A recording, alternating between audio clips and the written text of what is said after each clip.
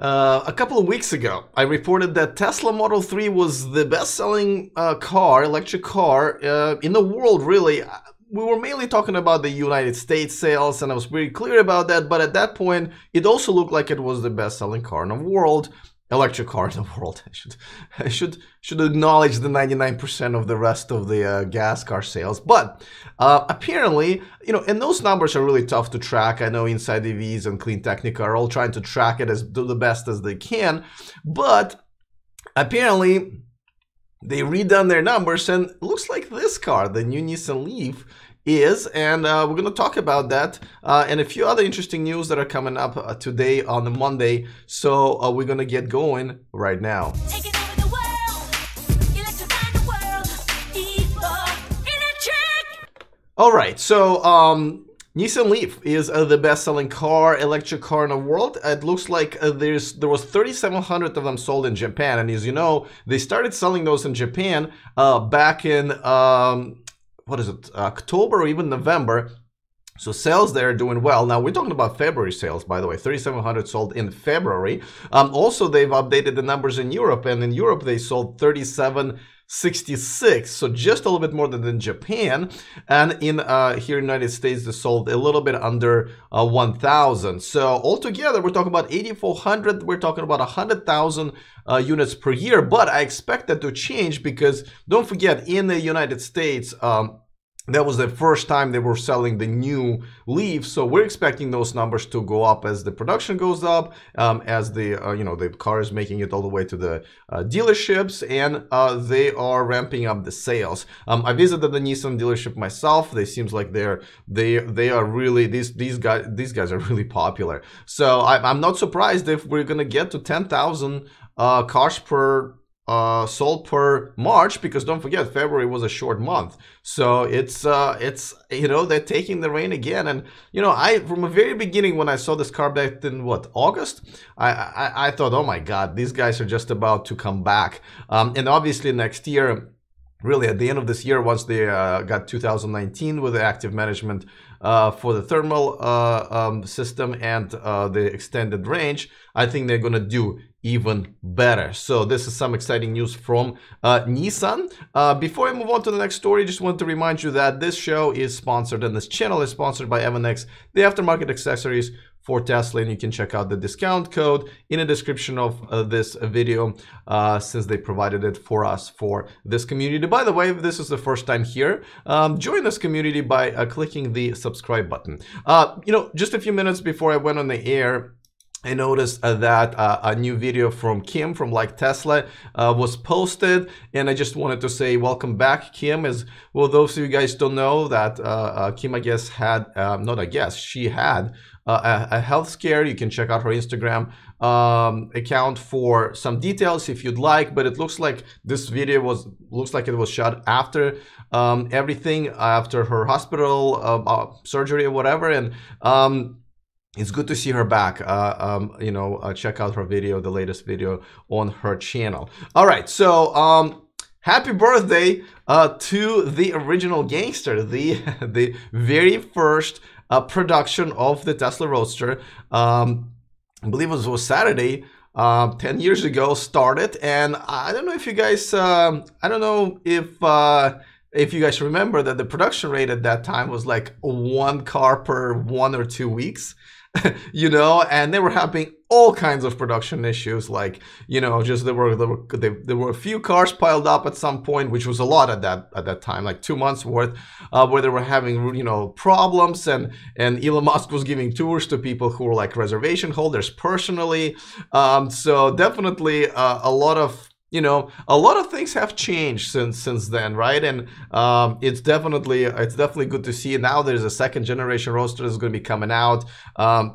So yeah, guys, time really flies by. It's been 10 years that Tesla has been not in business but making cars, and we've seen them in out there in the wild. I see them here once in a while still, and it's always a treat. Another Tesla story, not so happy one. Well, before I do that, please remember to give this video a thumbs up. If you're enjoying this on the channel, I'll always helps the video in afterwards. Tomasz says, yes, good to have Kim back, he says in the chat room.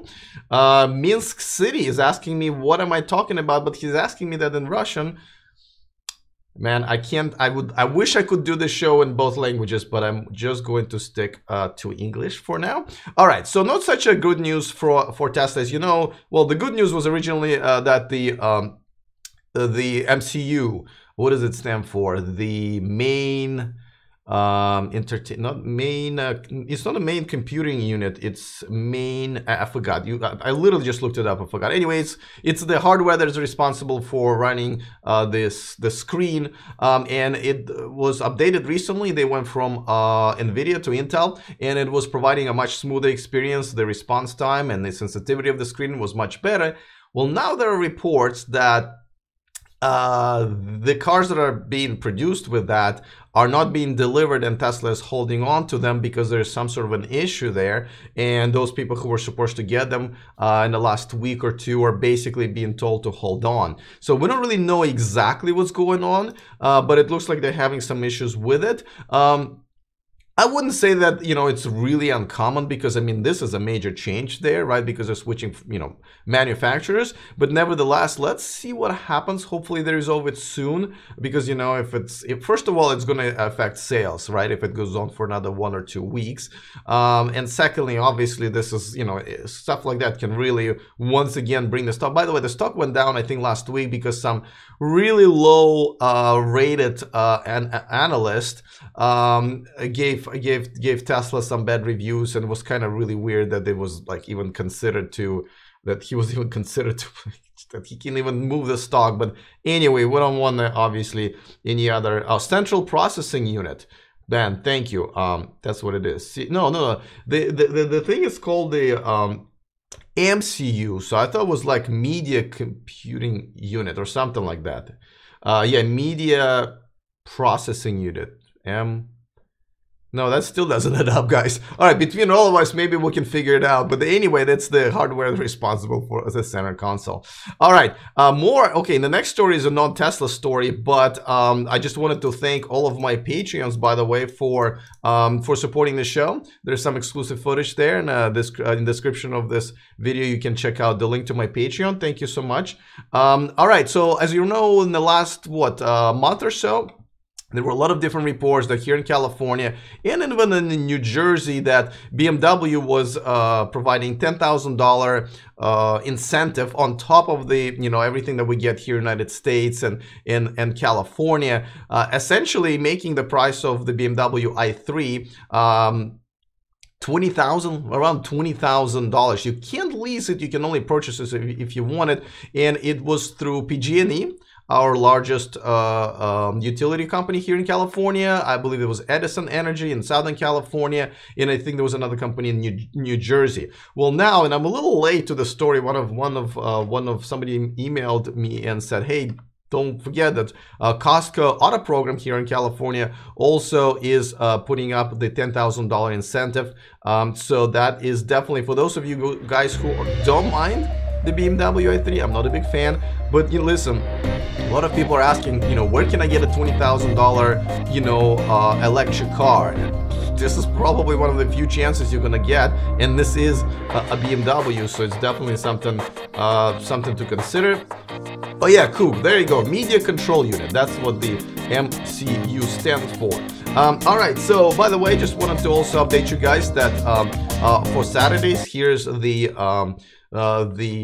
schedule for my interviews for Saturdays. I'm trying to add more people. Of course, this is subject to change because I haven't been doing it enough to know how many people are going to flake or whatever, but I'm looking forward to talking to James Cook next Saturday. So I am really, really excited about that.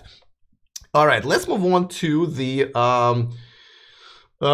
Chris in the chat room says, I believe Tesla will continue to drop until we hear any good news about the Model 3 ramp up. Yeah, it looks like they're gonna miss their Elon estimate. So yeah, I wouldn't be surprised. Looking forward to James Cook, he says. So many different variations of you guys are telling me what the MCU stand for, so we can't me can't use, says Matthias. That's probably one of the better ones that I've seen. All right, let's move on to the comment of the day. This one's a serious one, guys. This is something that I really, had to think about it, though I've thought about it before. But Dr. Pony, I think he's in the chat room still. Please say hi. He raises an interesting question. He says, with the transition from gasoline to electric, millions will lose their jobs. These are mostly mechanics, industry, car, subcontractors. These people, you cannot just give a new job in the auto industry because electric cars need much less manpower. What should become of them? What should become? What should someone do who has spent 15 years only dealing with combustion engines? And this is actually a pretty serious question. Maybe I should even dedicate an entire show to this, but generally speaking, I want to say this.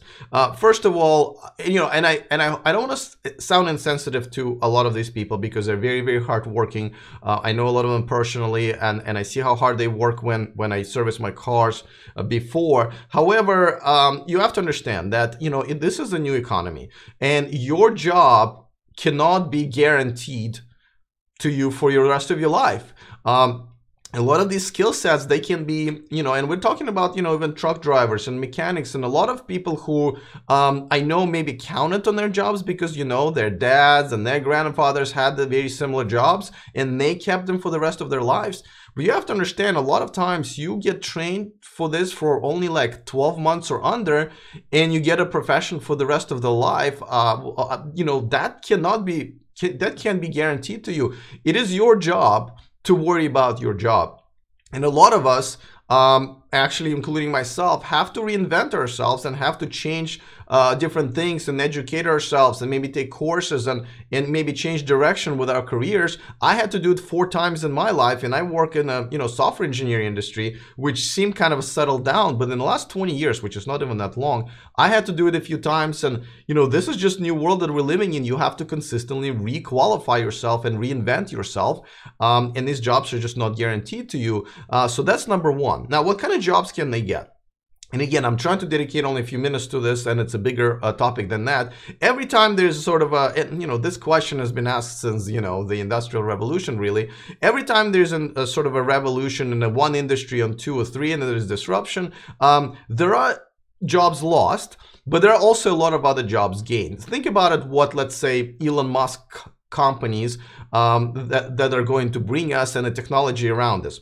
Yeah, we won't need as many mechanics, obviously, but we will need a lot of people who do software and diagnostics. There will be a lot of remote diagnostics and remote repairs in the future. This is a heavily software-based product now. There will be a lot of more software engineers and quality assurance engineers, and they will need admins and a lot of office work and different project managers to manage them. Don't forget, the app stores are coming for cars. That will create another mini industry that a lot of people will need to be involved, all the way from from graphics designers, software engineers, all the way to executives and secretaries and everybody in between. So, and these jobs are not going to go overnight. Mechanics and truck drivers and everything, they will phase out. And yes, those people need to start worrying about it now, trying to maybe take some classes, try to maybe do some of the newer jobs part-time. And I know that's not easy, but however, it's just a new reality, and you have to do that, guys. You really have to do this. It is not, it's not that simple, and there will be many other jobs. Space exploration with SpaceX and space travel will create a lot of jobs, including the mechanical engineer jobs and mechanic jobs. Artificial intelligence, yet another industry that's expanding that we didn't have before. That's where those people can find jobs as well. And of course, robotics. That is very big right now, right? Robots making robots, the robots that make cars and other things, and just robots that we see even in the malls nowadays, right? Somebody has to make them. Some people have to manufacture the parts and fix them when they break it down. And of course, there is software and artificial intelligence. So as usual, there will be new jobs. This is just, we as human beings have to get smarter and reinvent ourselves and better ourselves, several times, sometimes in our career. Cook says in the chat room, says that he had to reinvent himself. They will just have to retrain. This is not the first time this has been done, correct? Let's see, learn to fix robots, says Ben. Absolutely agree in the chat room. So I used all my knowledge to transfer those skills to the new endeavors, so it's possible, says Straight Along 99. As you can see, a lot of us have experienced this. So I have to say that, you know, you can't believe that your job is guaranteed for the rest of your life. So definitely a topic that we should discuss more further, because it is a really big one, and I'm going to try to dedicate, maybe I'll bring somebody as a guest on my show to talk about it, because definitely this is a concern for a lot of people. All right, once again, I failed at my 10-minute limit that I've been trying to set for myself. So I will, don't forget, tomorrow I will go live. I'll try to go live at 11 a.m. guys, but don't get mad at me if I can't, because I'm going to the Western Automotive Journalist Media Day in Monterey, California, and I'm going to try to find a best time for me to go live. I may not cover news, I may cover news, but just kind of, I will update you, because there will be a lot of different car brands there and everything. So I'll schedule the next one for 11 a.m. tomorrow, but I might go live at a different time than that, okay? Just wanted to give you a heads up, and then after that, I'm back on Wednesday at 11 a.m. All right, way over time, so thank you guys so much for watching. Thank you for those who have contributed to my Patreon page, and thank you for everybody who hung out over the weekend in our long Q&As. All right, see you tomorrow, and remember to stay charged.